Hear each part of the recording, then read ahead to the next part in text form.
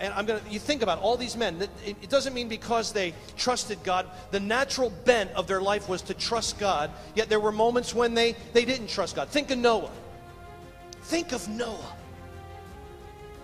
I have a picture in my office of Noah. It's called the Commission. He's sitting there in front of the ark, and it's like all the gopher wood near him is gone. He's been at this thing. He built the ark over 120 years. His calling on his life lasted longer than most of us will ever live.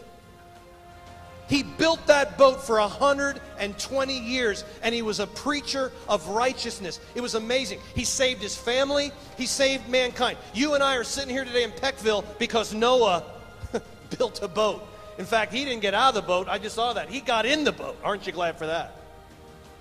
But what did he do after he got out of the boat? He spent a little too much time in the vineyard. Didn't trust God in that moment. Abraham, there's a guy that trusted God. Are you kidding me? Abraham? I mean, God only started dealing with him and messing with him when he was 75. He's a pagan. He's in the Ur of the Chaldees. He's got more gods than you can shake a stick at. And God calls him and says, you're going to be the father of the Hebrew nation. I'm going to pull you out. And he becomes the friend of God at 75 years of age. We got some old timers here, and you're thinking, man, is your deal still real with me? You still have a plan for me? I want you to know God has a plan for you. He and Sarah had a baby when he was 100. Come on, somebody. I just turned 50 this year.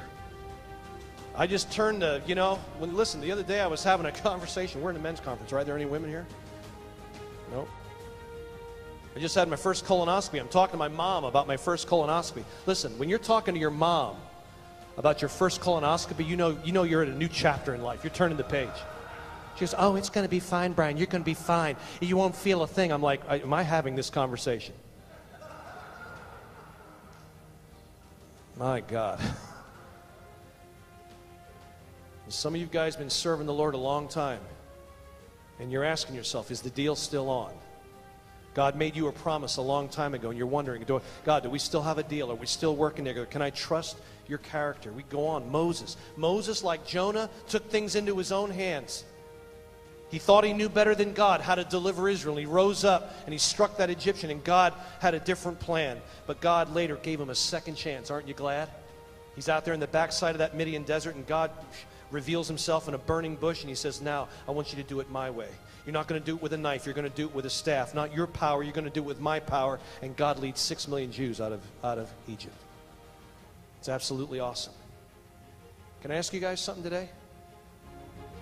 What's God ask you to do? Where has God asked you to go? What has He asked you to accomplish? What has He spoken to you about?